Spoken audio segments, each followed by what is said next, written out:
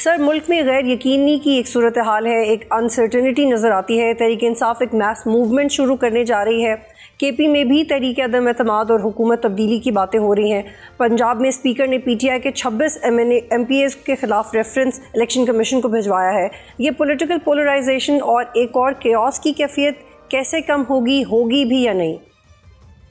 देखिए, जहाँ तक पंजाब का आपने हवाला दिया है, जो पंजाब के बिजनेस रूल्स हैं असेंबली को चलाने के, उसकी उन्होंने वायलेशन की है और उस वायलेशन करने की बिना पर स्पीकर ने अपने इख्तियारात का इस्तेमाल किया है। तो ये तो तहरीरी तौर पे मौजूद है रूल्स ऑफ बिजनेस के, कैसे हालात में क्या स्पीकर करेगा। अभी देखने के क्या जिसको रेफरेंस भेजा गया है, क्या वो रेफरेंस कबूल होता भी है या नहीं होता, ये दूसरी बात है। फिर आपने KPK की बात की है।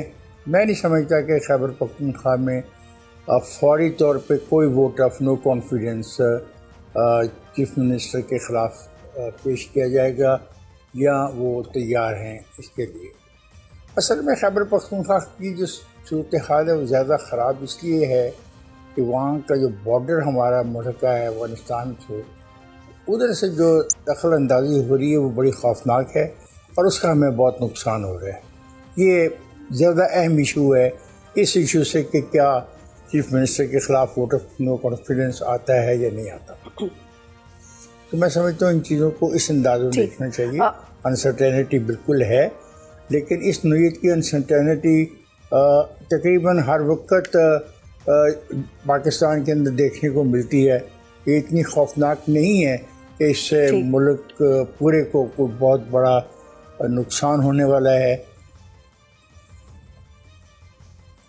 ठीक है इफ्तिखार साहब, एक बार फिर हर डायरेक्शन से मुज़ाकरात की बातें चल रही हैं। पहले वज़ीर आज़म शहबाज शरीफ बेस्ट गौर से असम्बली के फ्लोर पे मिले, मुज़ाकरात की दावत दी। फिर PTI के लाहौर की लीडरशिप जो इस वक्त कोट लखपत जेल में है, उन्होंने मरकज़ी लीडरशिप को ख़त लिखा और मुज़ाकरात की बात की। सेनेटर इरफान सिद्दीकी ने PTI को मुज़ाकरात की दावत दी। फिर कल चेयरमैन सेनेट यूसुफ रज़ा गिलानी ने एक इंटरव्यू में PTI को मुज़ाकरात का मशवरा दिया। लेकिन आपको लगता है कि PTI को इसमें कोई सीरियसनेस दिखाएगी, क्योंकि चंद माह पहले भी मुज़ाकरात शुरू हुए और दरमियान में ही ख़त्म हो गए?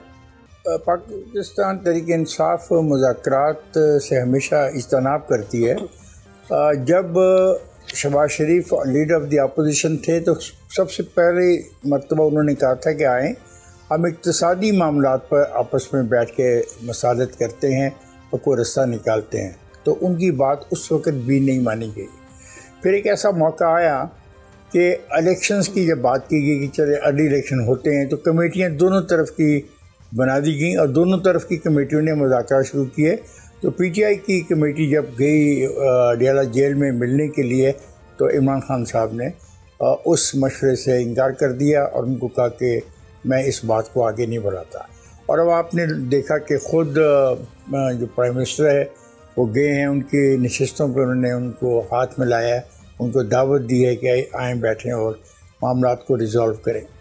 सियासत में एक रास्ता ये है, एक रास्ता वो है जो उन्होंने दिया हुआ है चीफ मिनिस्टर खैबर पख्तूनख्वा को कि बुलंद आवाज़ में बात करना, धमकी देना और ऐसी गुफ्तगू करना जो आम आदमी को तो शायद मुतासिर करे और आम आदमी को तो अट्रैक्ट करे, बताओ जो फिल्मी हीरो होता है उस तरीके से। लेकिन हकीकत में सियासत में ऐसे काम चलता नहीं। सियासत में आदमी को टेबल पे बैठना पड़ता है। यहाँ पे सेकंड वर्ल्ड वॉर के बाद लोग बैठे हैं टेबल के ऊपर, उन्होंने बात किया। ख़ुद पाकिस्तान के अंदर कई मौके ऐसे आए हैं जब सियासतदान एक दूसरे के साथ टेबल पे बैठे हैं। आप 65 की वॉर देख लें जो इंडिया पाकिस्तान की है। बिल्कुल जब अपोजिशन को दावत दी गई आने की कि आके टेबल पे बैठें, तो वो टेबल पे बैठे और उन्होंने बात की। फिर MRD इकट्ठी हुई और वो MRD की जमातें जिन्होंने ज़ुल्फ़िकार अली भुट्टो के ख़िलाफ़ 1973 के बाद बहुत सख्त अपने रद्द-ए-अमल का इजहार किया, उनके ख़िलाफ़ तहरीकें चलाई। लेकिन एक मौके पे वो भी इकट्ठे बैठे और उन्होंने इकट्ठे बैठ के सियासत में वापसी किया। जो रास्ता ढूंढा वो MRD के ज़रिए ढूंढा। तो मैं समझता हूँ कि पाकिस्तान के अंदर जो सियासत है इसमें डायलॉग के बगैर आप आगे जा नहीं सकते। आपने कितनी दफ़ा जुलूस निकाल लिए, आपने कितनी दफ़ा जलसे कर लिए, आपने 9 मई का वाक़या करके भी देख लिया, तो इससे नुकसान हुआ, फ़ायदा नहीं हुआ। सब्सक्राइब करें और बेल दबाएं ताकि कोई खबर रह न जाए।